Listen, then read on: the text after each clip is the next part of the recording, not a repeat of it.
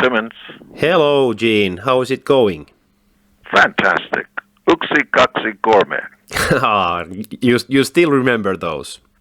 Sure. And I'm watching a Finnish show called Deadwind Okay. that has subtitles on Netflix, but it's in Finnish. Oh, cool. So on Monday, you played the very last KISS show in Finland, and it was a sold-out show in the Ice Hall of Helsinki. So I want to ask you that, was it an emotional experience when you are playing all these countries through for the last time with KISS? Well, I don't think it'll be the last time. We are adding another 100 cities on the tour before we finally stop. The band is strong. We feel good. We're playing strong. So we're going to stretch it out a little more. But once we stop, of course, it'll be like when you run, in the Olympics, when you win a race, sometimes they just fall to the ground exhausted because of the physical demands of the race. So even though you're dead tired, you feel exhilarated. You feel it's like climbing the tallest mountain in the world. Going up is really tough, but when you get to the top of the mountain, there's no feeling like that. So you're happy, but of course you're sad too, because we're never going to do that again. But everything in life is like that. At some point, Olympic athletes have to stop. At some points, the world champion boxer has to get out of the ring, because age is the ultimate winner. So what we're trying to do is to get out of the ring, the boxing ring, while we're still champions. And that's because we admire and respect the fans, but we also have self-respect for ourselves. We want the words to be true that we introduce ourselves with. You wanted the best, you got the best, the hottest band in the world, KISS. I don't want a fan to say, oh, I remember when they were great. We want to be great that night. You were actually great when I saw you in Copenhagen, and then I saw you also in Iceland. We actually met also in Copenhagen briefly when my friend Marco, who is a massive KISS fan, and I had like a small chat with you. I don't know if you still remember in front of the hotel, but yeah. So the first show ever that you did with KISS was in '83 in Finland, and in total you have played our country like 7 times. So do you have like any very special moment when it comes to Finland? I remember the first time we went there, we went to Oulu, which I think I'm pronouncing correctly. Yep, you did. And when we got there, I never saw so much snow. It was in the middle of the night, and I didn't see any cars on the street. But there were little mounds that were like 10 feet high. And one right after the other, and they were all lined up.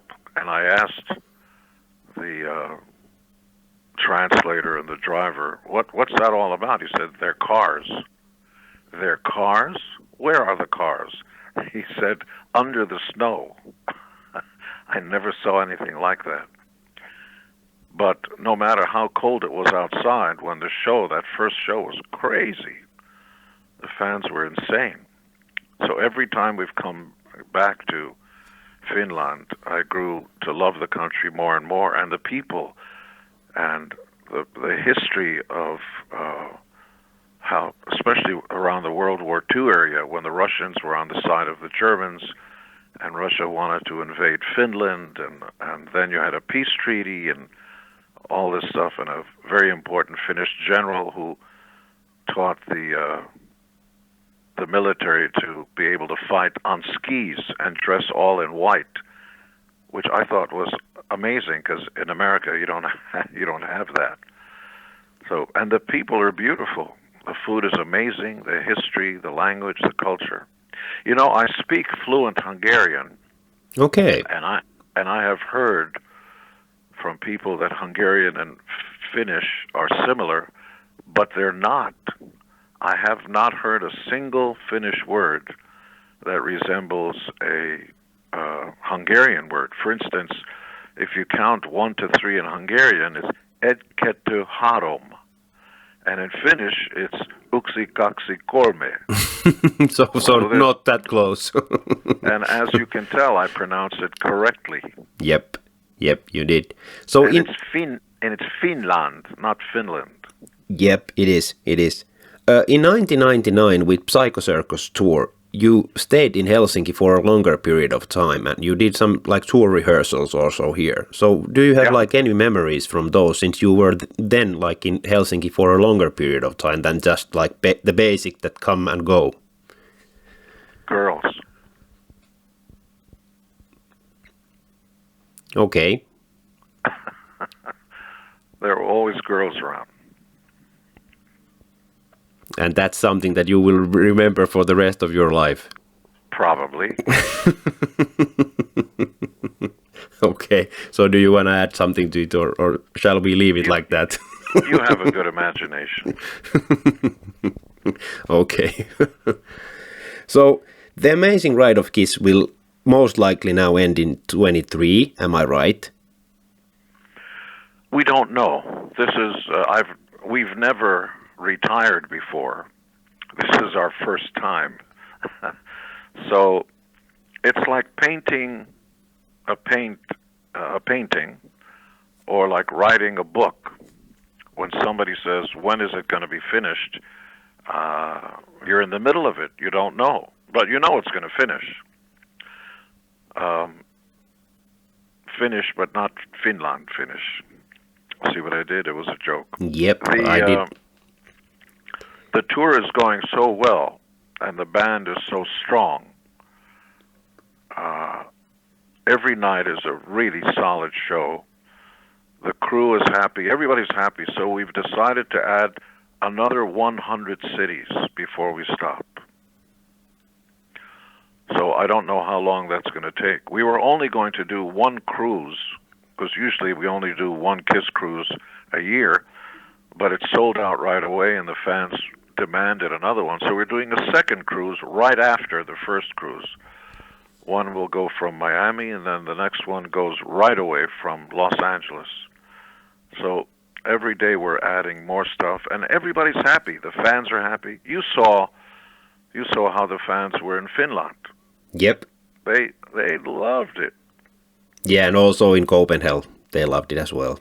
Yeah, and so if they love it, that makes us happy. And like anything else, when you get the feedback that you're appreciated, you want to work harder. And that's what's happening. Because KISS, the energy that we get comes from the fans. Fan and band. It's like electric church. Like in America, you have white churches and then you have black churches. The white churches are very boring.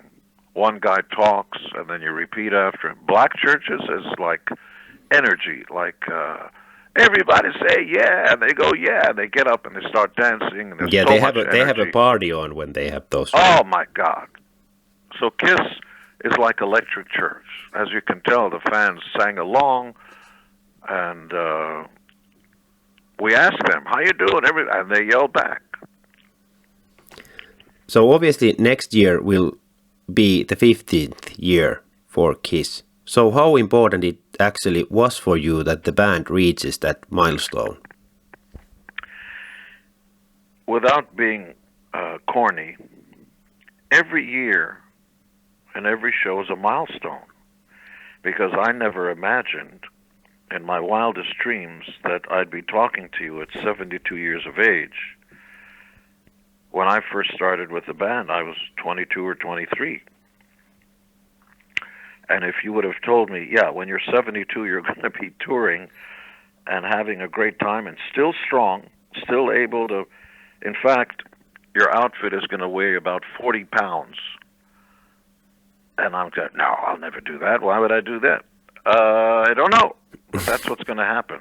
So you could never imagine that happening. And yet it happens. and I never lose my own voice. And yes, I sing every song, and I'm not on tape, and nor is my bass. What you see is what you get. And what can I say? It's a huge source of pride. I'm proud every night when they introduce us and the fans see the video of us coming from backstage and you hear the crowds going crazy. There's nothing like it. You can't buy that feeling. But it's still amazing for any band on this planet to exist for 50 years. That's something that even you cannot deny, that it's amazing achievement for any band. Yes, and the only reason that happens is because the fans demand it. See, at the end of the day, the fans are the bosses. We just work here. Without the fans, we're nothing. That's true. That's true. Do you feel that without the pandemic you would have lasted for this long? Or do you feel that this would have already been over? Or do you feel that maybe this would have continued if the fans would have demanded you to play? It's a good question. I don't know. But I do know that we had plans of stopping when we started the tour before the pandemic. And we didn't think about 50 years or anything like that. We just thought, okay, I'm going to be 70 years old before the pandemic started. Maybe it's time to stop so we don't go too long. I don't care who you are, at some point you have to get off the stage. And it's better for the fans and you and for the legacy to get off the stage while you're still great. Don't wait until you're too old. Don't do that. That's true. That's very true. Do you already, as you said that you added like 100 shows more, so do you already know when it's going to be the last show, or will you be adding like even more shows after that 100 shows if it still feels good and the fans want it? Probably not. But I've said probably not before. I don't know. A lot of it has to do with how we feel and how strong we are. But this is a tour that will not stop until it stops. So we're not going to take a year off and then resume. We're in the tour mode. We're going to stay out there until we stop. Do I know where the last show is going to be or when? I do not know. But I'm telling you, we are having the time of our lives. We're having so much fun. The fans are loving it, and it's a real celebration. Not just of the history and all that, but when the fans show up at the concerts, you forget about the traffic jam. You forget about the fight you had with your girlfriend because you secretly snuck out with her girlfriend. You forget about all the problems, and for the time that you see us, it's magic time. It's happy time. See, that's the word that many bands don't get. Happy. Yep, we don't sing about politics. It's not dark. It's a celebration of life. It's like, yay, I'm alive. And that's what it's about. There has been like endless speculation about if you will have the former members with you on stage on the last show. But we've tried. I keep trying. Paul and I met with Ace, tried to convince him to come back. He said, I want this, I want that, I want that. Well, we can't do that. I asked Ace and Peter to be in the documentary. They said no. They might do it if they have complete control of the edit. I said, you can't do that because even we don't have that. But I won't control what you say. You can say whatever you want. The answer is no, both of them. I asked Ace and Peter, come out on tour. We'll get you your own room and everything. Come out on the encores. Ace said, no, the only way I'd come out is if I put on if I'm the spaceman and you ask Tommy to leave. I go, well, that's not going to happen. First of all, I care about Ace, but he's not in shape. He can't play that way and doesn't have the physical stamina to do that.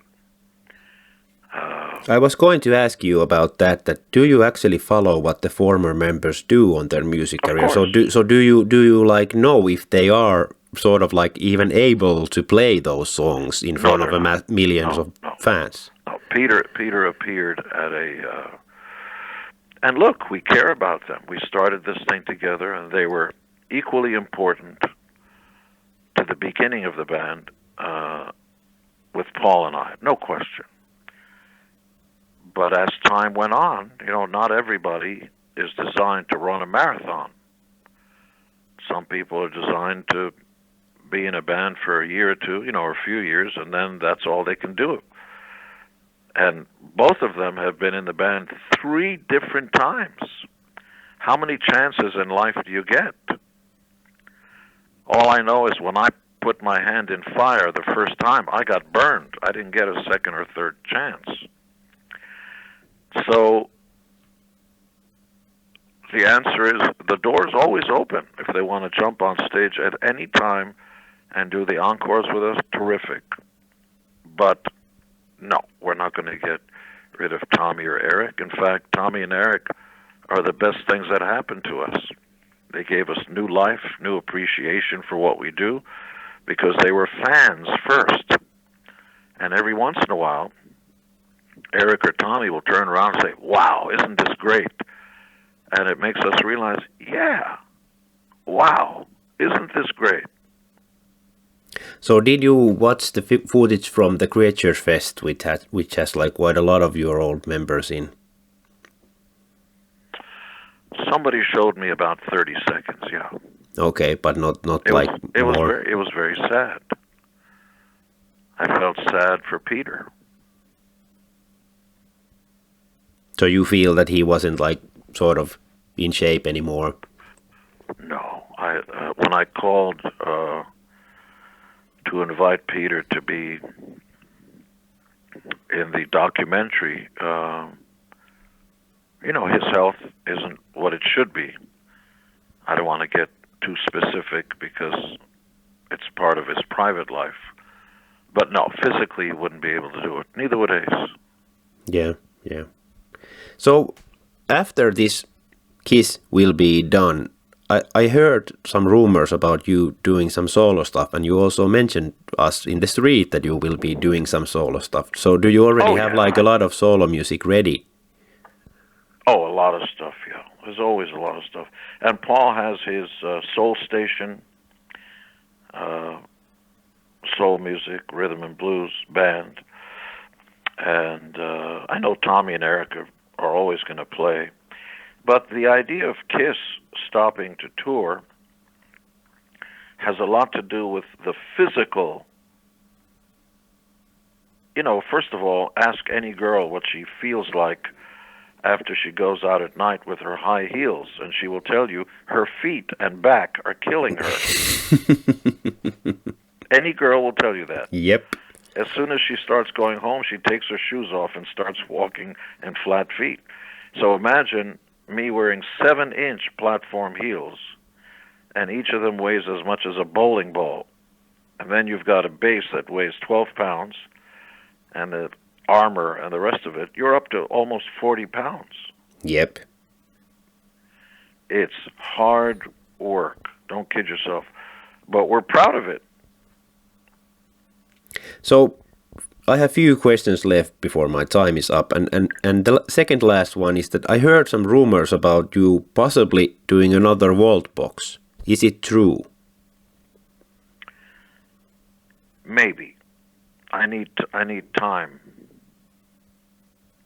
Right now we're so busy, and we've got the restaurant chain, and I've got other businesses, and every day phone calls, texts, emails, all kinds of stuff happening. So I'm the luckiest person in the world. What can I say?